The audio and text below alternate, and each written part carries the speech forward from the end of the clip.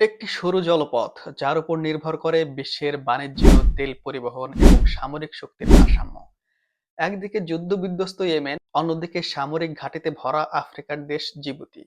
আর এর মাঝখানে দাঁড়িয়ে আছে এক ভয়ঙ্কর নাম, বাবেল মান্দে, যার অর্থ অশ্রুর দরজা বা গেট অফ টিয়ার্স। কিন্তু কেন এই প্রণালীর এমন অদ্ভুত নাম?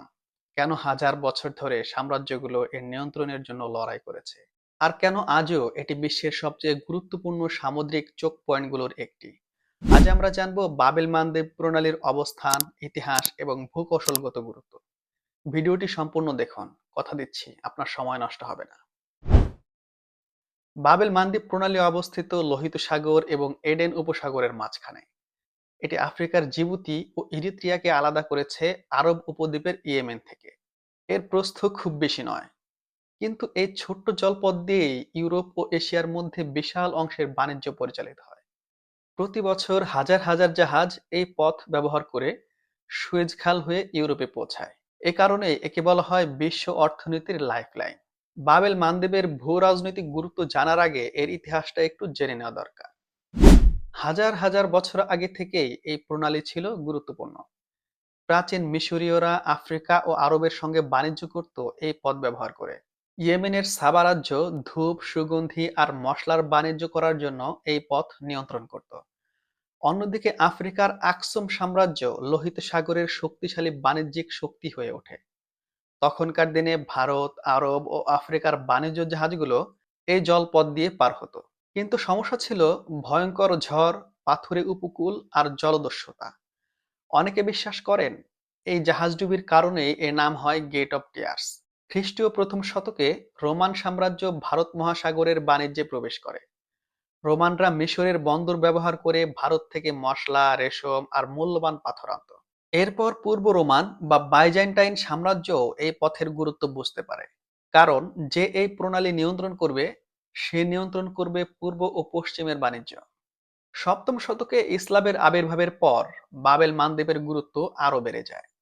আরব মুসলিম বণিকরা এই পথ দিয়ে আফ্রিকা, ভারত ও দক্ষিণ পূর্ব এশিয়ায় যাতায়াত করত। ইসলাম ছড়িয়ে পড়ার ক্ষেত্রেও এই সমুদ্রপথ গুরুত্বপূর্ণ ভূমিকা রাখে। উমাইয়া, আব্বাসীয় ও পরবর্তী মুসলিম শাসকরা এই অঞ্চলের বাণিজ্য নিরাপদ রাখতে সচেষ্ট ছিল। ইয়েমেনের বন্দরগুলো তখন হয়ে ওঠে আন্তর্জাতিক বাণিজ্যের কেন্দ্র। পঞ্চদশ শতকে শুরু হয় ইউরোপীয় সমুদ্র অভিযানের যুগ। পর্তুগিজরা ভারত মহাসাগরের বাণিজ্য নিজেদের নিয়ন্ত্রণে নিতে চায়। তাদের লক্ষ্য ছিল মুসলিম বণিকদের শক্তি ভেঙে দেওয়া এবং লোহিত সাগরের পথ বন্ধ করে দেওয়া। কিন্তু তখন সামনে আসে অটোমান সাম্রাজ্য। ষোড়শ শতকে অটোমান তুর্কিরা ইয়েমেন দখল করে এবং বাবেল মানদেবে শক্ত ঘাঁটি গড়ে তোলে। কারণ তারা জানতো এই প্রণালী হারালে মক্কা মদিনা নিরাপত্তা এবং বাণিজ্য দুই ঝুঁকিতে পড়বে।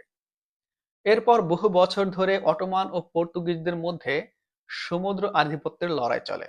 ঊনবিংশ শতকে শিল্প বিপ্লবের পর ইউরোপীয় শক্তিগুলো নতুন করে এই অঞ্চলের দিকে নজর দেয়। 1839 সালে ব্রিটিশরা এডেন দখল করে। কারণ তখন ব্রিটিশ সাম্রাজ্যের সবচেয়ে মূল্যবান উপনিবেশ ছিল ভারত। ভারতে দ্রুত পৌঁছাতে হলে এই পথ নিরাপদ রাখা জরুরি ছিল।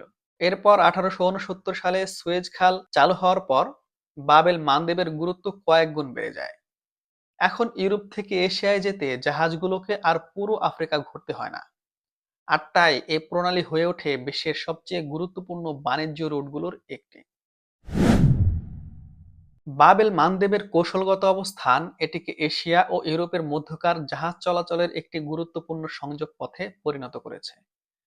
সবচেয়ে সরু অংশে বাবেল মানদেব দুইটি চ্যানেলে বিভক্ত। একটি হচ্ছে পেরিম দ্বীপ, যেটি স্থানীয়ভাবে মায়ন নামেও পরিচিত। আর কয়েক মাইল দক্ষিণে জিবুতির উপকূল ঘেঁষে ছড়িয়ে রয়েছে সেভেন ব্রাদার্স আইল্যান্ড নামে পরিচিত কয়েকটি দ্বীপ। বৈশ্বিক বাণিজ্যের জন্য এত গুরুত্বপূর্ণ হওয়ায় এই অঞ্চলটি অত্যন্ত প্রতিদ্বন্দ্বিতাপূর্ণ। আন্তর্জাতিক সামুদ্রিক সংস্থার হিসাব অনুযায়ী বৈশ্বিক নৌ বাণিজ্যের প্রায় এক চতুর্থাংশ এই পথ দিয়ে অতিক্রম করে। প্রতি বছর এখানে বিলিয়ন টন পণ্য পরিবহন হয়, যার মধ্যে রয়েছে প্রতিদিন প্রায় ৪৫ লাখ ব্যারেল তেল। পারস্য উপসাগর ও এশিয়া থেকে তেল এই পথ দিয়ে ইউরোপ ও বিশ্বের অন্যান্য অঞ্চলে পৌঁছায়। ফলে এটি বৈশ্বিক অর্থনীতির এক গুরুত্বপূর্ণ প্রাণরেখায় পরিণত হয়েছে। এই প্রণালীর চারপাশে রয়েছে বিশ্বের সবচেয়ে অনুন্নত দেশগুলোর কয়েকটি, যেগুলোর অনেকগুলোই অভ্যন্তরীণ সংঘাতে জর্জরিত। এর পূর্ব প্রান্তে রয়েছে ইয়েমেন, যা অঞ্চলটির সবচেয়ে দরিদ্র ও অনুন্নত দেশ। ২০১৫ সাল থেকে দেশটি ভয়াবহ গৃহযুদ্ধে নিমজ্জিত, যেখানে বিভিন্ন পক্ষ ক্ষমতার জন্য লড়াই করছে। একদিকে রয়েছে আন্তর্জাতিকভাবে স্বীকৃত ইয়েমেন সরকার, যাকে সমর্থন দিচ্ছে সৌদি আরব নেতৃত্বাধীন জোট, যার সঙ্গে রয়েছে যুক্তরাষ্ট্র। অন্যদিকে রয়েছে হুতিরা, যারা মূলত শিয়া সম্প্রদায়ভুক্ত। তারা ইরানের সাথে ঘনিষ্ঠভাবে যুক্ত। ইরান তাদেরকে মধ্যপ্রাচ্যে পশ্চিমা প্রভাবের বিরুদ্ধে তার অ্যাক্সিস অব রেজিস্ট্যান্স বা প্রতিরোধ অক্ষের অংশ হিসেবে দেখে। তাদের লক্ষ্যগুলোর মধ্যে রয়েছে মধ্যপ্রাচ্য থেকে যুক্তরাষ্ট্রকে বের করে দেওয়া, ইসরায়েলকে ধ্বংস করা এবং সৌদি আরবের মতো আঞ্চলিক শক্তিকে চাপে রাখা। এই সংঘাত শুধু স্থানীয় কোনো বিরোধ নয়, এটি মূলত একটি প্রক্সি যুদ্ধ। একপাশে ইরান এবং অন্য পাশে যুক্তরাষ্ট্র সমর্থিত সৌদি আরব। এই সংঘাতকে আরো বিপজ্জনক করে তুলেছে একটি বিষয়, তা হলো হুথিরা পশ্চিম ইয়েমেনের বড় অংশ নিয়ন্ত্রণ করে, যা বাব এল মানদেবের একেবারে কাছাকাছি। তারা ইরানের সরবরাহকৃত অস্ত্র ব্যবহার করে লোহিত সাগর দিয়ে চলাচলকারী জাহাজগুলোকে লক্ষ্যবস্তু বানিয়েছে, বিশেষ করে যেগুলোর সঙ্গে ইসরায়েল বা যুক্তরাষ্ট্রের সম্পর্ক রয়েছে। এর ফলে গুরুত্বপূর্ণ বাণিজ্যিক রুট ব্যাহত হচ্ছে। এই কৌশলের উদ্দেশ্য হলো লোহিত সাগরে ইরানি জাহাজগুলোর নিরাপত্তা নিশ্চিত করা, যাতে ইরান যুক্তরাষ্ট্র ও পশ্চিমাদের আরোপিত তেলবাহী জাহাজ সংক্রান্ত নিষেধাজ্ঞা এড়িয়ে যেতে পারে। এর জবাবে যুক্তরাষ্ট্র ও তার মিত্ররা হুতি অবস্থানে বোমা হামলা চালিয়েছে এবং বাণিজ্যিক জাহাজ সুরক্ষার জন্য নৌ মিশন বৃদ্ধি করেছে। এই হামলাগুলো লোহিত সাগরের জাহাজ চলাচলে ভয়াবহ প্রভাব ফেলেছে। কিছু ক্ষেত্রে জাহাজগুলো বাব এল মানদেব এড়িয়ে গিয়ে আফ্রিকার কেপ অফ গুড হোপ ঘুরে দীর্ঘ ও ব্যয়বহুল পথ বেছে নিতে বাধ্য হয়েছে।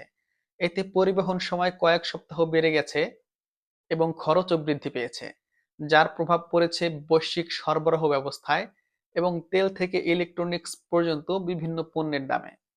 পরিস্থিতিকে আরো খারাপ করেছে জলদস্যুতা। বিশেষ করে দক্ষিণ পূর্বে অবস্থিত সোমালিয়া থেকে আসা জলদস্যুরা বহু বছর ধরেই আন্তর্জাতিক জাহাজ চলাচলের জন্য বড় হুমকি হয়ে আছে। এখন হুতিদের হামলার অতিরিক্ত ঝুঁকিযুক্ত হয় বাব এল মানদেব আরো বিপজ্জনক হয়ে উঠেছে। প্রশ্ন হলো, দেশগুলো এসব হুমকির মোকাবেলা কিভাবে করছে? এর উত্তর হচ্ছে মিলিটারি বেজ।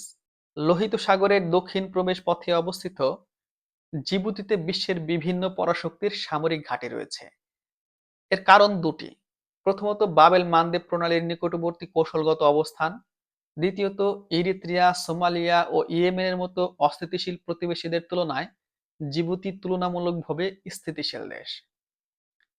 এ কারণে জিবুতি বিশ্ব শক্তিগুলোর জন্য সামরিক বাহিনী মোতায়েন, জলদস্যু বিরোধী অভিযান পরিচালনা এবং বাণিজ্যিক জাহাজ রক্ষার আদর্শ ঘাঁটিতে পরিণত হয়েছে। আফ্রিকায় যুক্তরাষ্ট্রের সবচেয়ে বড় সামরিক ঘাঁটি ক্যাম্প লেমনিয়ার এখানেই অবস্থিত, যেখানে ৪,০০০-এরও বেশি সেনা সদস্য মোতায়েন রয়েছে। এই ঘাঁটি ইয়েমেন ও সোমালিয়ায় যুক্তরাষ্ট্রের অভিযানে গুরুত্বপূর্ণ ভূমিকা পালন করে এবং বাব এল মানদেব দিয়ে জাহাজ চলাচলের নিরাপত্তা নিশ্চিত করে। চীন ও জিবুতির কৌশলগত গুরুত্ব বুঝতে পেরেছে। ইউরোপমুখী চীনের প্রায় ৮০% রপ্তানি লোহিত সাগর হয়ে যায়। তাই চীন এখানে একটি সামরিক ঘাঁটি স্থাপন করেছে, যা তার বাণিজ্যিক পথ সুরক্ষার প্রতি ক্রমবর্ধমান আগ্রহকেই প্রতিফলিত করে। যুক্তরাষ্ট্র ও চীনের মতো বিশ্ব শক্তিগুলোর জন্য জিবুতিতে সামরিক উপস্থিতি বজায় রাখা শুধু বাণিজ্য পথ সুরক্ষার বিষয় নয়।